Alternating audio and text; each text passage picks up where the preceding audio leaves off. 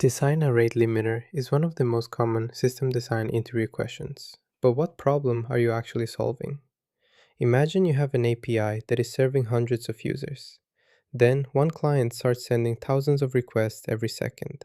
If you accept them all, that one client can consume the connections, CPU, or database capacity everyone shares.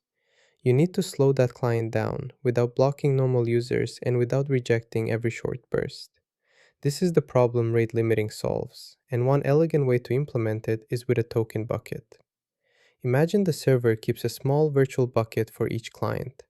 Depending on the system, a client might be identified by a user ID, an API key, or an IP address. Inside each bucket are tokens. Before a request can pass through, it must spend one token. If a token is available, the server removes it and accepts the request. But the bucket can only hold a fixed number of tokens. This is called its capacity.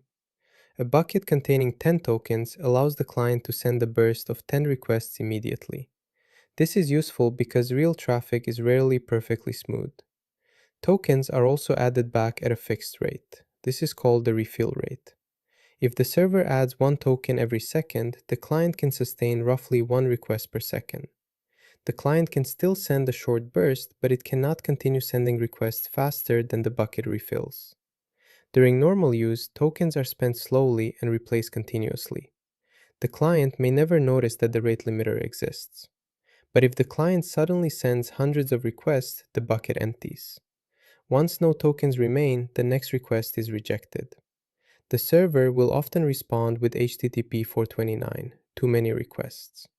Meanwhile, every other client still has its own bucket, so their requests continue normally. As time passes, new tokens are added to the empty bucket. The limited client can try again, spend a new token, and continue. So, in a system design interview, remember the two important parameters. The bucket capacity controls how large a burst you allow. The refill rate controls how much traffic a client can sustain. Together, they let your API absorb short bursts while preventing one client from consuming the capacity everyone else depends on. That is the token bucket rate limiter.